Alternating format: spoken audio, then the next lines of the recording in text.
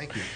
Very early on in that demonstration, as you were setting up the arm pointing, I saw that you touched him twice on the upper arm, just kind of like poked him as an emphasis for something that you said. And I was looking at that to see if you were trying to anchor a specific feeling or state or anything like that. Was that two things? One is I was probably just emphasizing a particular point like we talked about here before.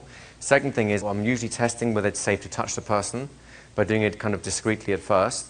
If you did this, well, I know that when I'm doing my anchor, well, that's not a good thing to do. I probably wouldn't be touching them at all at that point because I don't want to have that startle reaction inside of the state that we're creating as part of the gift.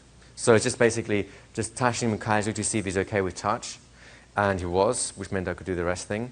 And it happened to be at a point where I was emphasizing, you know, focus this way. So I'm just touching him to make sure that focus is a bit more emphasized.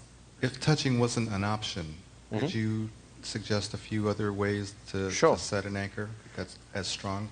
Anything they can sense. It could be a smell, it can be a sound, it can be your voice. Okay? Let me give an example of what I mean.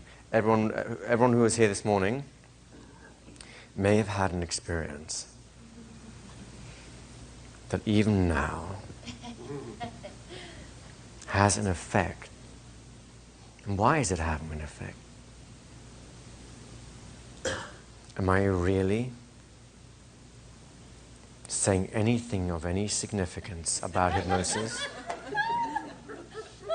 No. The difference is, it's a tonal anchor, it's my voice. And why did that work? Because I had the entrance this morning with that voice. So it became a conditioned response, but not conditioned in the classical sense, conditioned in the hypnotic sense. In other words, a post-hypnotic suggestion. Does that make sense to you guys?